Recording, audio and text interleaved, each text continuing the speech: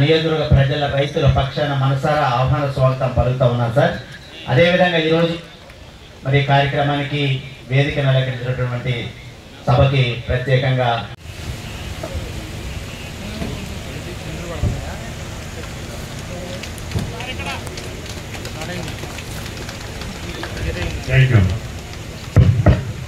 గౌరవనీయులు మన శాసనసభ్యులు ఆదినారాయణ గారు, పెద్దలు రాఘవరెడ్డి గారు, ప్రసాద్ గారు, ప్రియమైన కలెక్టర్ గారు, అదేవిధంగా ఆహర్నిశం కష్టపడి ఈరోజు రైతుల మోములో ఆనందాన్ని చూపిస్తున్నటువంటి ఆయిల్పేట సిబ్బంది మొత్తానికి సుధాకర్ రెడ్డి గారు కానీ, శ్రీకాంత్ రెడ్డి గారు కానీ, నాగబాబు, కళ్యాణ్ అందరూ ఇందులో పనిచేసినటువంటి ఫీల్డ్ ఆఫీసర్ దగ్గర నుంచి కింద ఉద్యోగస్తుల దగ్గర నుంచి చైర్మన్ వరకు అందరికీ కూడా ప్రత్యేకంగా ధన్యవాదాలు తెలియజేసే రోజు, మనం ఆనందించేటటువంటి రోజు.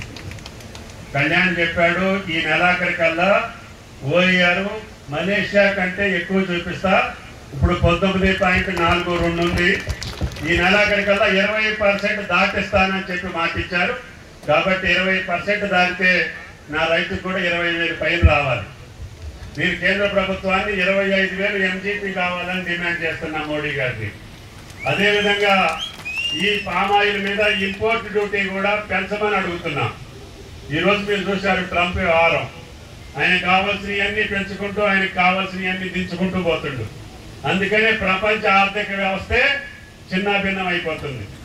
కాబట్టి మనం మోడీ గారికి ఈ వేదిక నుంచి విజ్ఞప్తి చేస్తున్న కేంద్ర ప్రభుత్వానికి, ఇంపోర్ట్స్ మీద ఆధారపడకుండా మన స్వశక్తి మీద మీరు ఆధారపడితే భారత రైతాంగం మీకు కావలసినటువంటి ప్రతి పంట ఈ భారతదేశ జనాభా 1,40,00,000 మందికి సరిపోను కాకుండా ప్రపంచ దేశానికి ఆహార ఉత్పత్తులు పండించేటటువంటి సత్తా ఈ యొక్క భారతదేశ రైతాంగానికి ఉంది అని చెప్పి మీకు ఈ సందర్భంగా మనం చేస్తుంది. కాబట్టి దయచేసి మొన్న మీరు ప్రకటించినటువంటి పత్తి దిగుమతి వల్ల మీరు ఇంపోర్ట్ డ్యూటీ తీసేయటం మూలాన భారతదేశ పత్తి రైతుకి నష్టం జరుగుతుంది. పామాయిల్ యొక్క ఇంపోర్ట్ డ్యూటీని తగ్గించడం మూలాన భారతదేశ పామాయిల్ రైతుకి నష్టం జరుగుతుంది. అదే పదే పదే కేంద్ర ప్రభుత్వానికి విజ్ఞప్తి చేస్తున్నా, వాటిని మళ్ళీ యథాతథ స్థితిలో పెడితే మనకి ఇంపోర్ట్ డ్యూటీని మీరు పెంచగలిగితే మన రైతాంగానికి ఆదాయంతో పాటు మన ఇతర దేశాల యొక్క సరుకుల మీద మనం ఆధారపడకుండా బతికే అవకాశం స్వతంత్రంగా వస్తుంది. కాబట్టి కేంద్ర ప్రభుత్వం త్వరగా దాన్ని ఆలోచన చేయమని చెప్పి అడుగుతాం.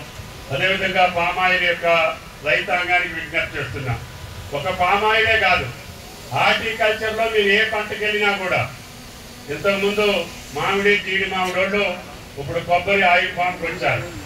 కొంతమంది వక్కేస్తున్నారు, కొంతమంది జాజ్ చేస్తున్నారు, ఇంకా కొంతమంది వేరే పంటలకి విలువ కలిగినటువంటి పంటలకు వెళ్తున్నారు. కలెక్టర్ గారు చెప్పినట్టుగా మీ యొక్క స్వశక్తితో మీ పంటల్లో ఏదైతే మనం పంటలు వేసుకోగలుగుతామో అంతర పంటలు వేసుకోండి. వరి, మిర్చి, పత్తి తగ్గించుకోవాల్సినటువంటి అవసరం ఉంది. తద్వారా రైతు స్థిరంగా నిలబడే అవకాశం వస్తుంది. ఇందాక ఎమ్మెల్యే గారు చెప్పారు, ఎక్కువ మంది ఒక కౌలు కోసం కక్కుర్తిపడి పామాయిల్ 2వ సంవత్సరం 3వ సంవత్సరం కూడా మట్టలు నరికి బాగా కట్టి దగ్గరికి కట్టి మొక్కజొన్నలు కౌలుకిస్తున్నారు. దానివల్ల మీకు 2 సంవత్సరాల పంట పోతుంది. ఆ చెట్టు బలపడాల్సినంత బలపడవదు, మొదలు ఊరదు, ట్రంక్ లేకుండా మీకు భవిష్యత్తులో కాపు రాదు. మీకు పాపకి కానీ దేనికి కానీ చిన్నప్పుడు మీరు ఆహారం ఫుల్గా పెట్టకపోతే ఎట్టెట్లు అయిపోద్ది. దాని తర్వాత మీరు చిన్నప్పటి నుంచే మొక్కని బలంగా పెంచాలి, అంతర పంటలు వేయకుండా పెంచాలి, వేసినా కూడా దానికి తగ్గ పంటలు వేయాలి. పామాయిల్ ఈ ఖమ్మం జిల్లాకే కాదు, కొత్తగూడెం జిల్లాకే కాదు,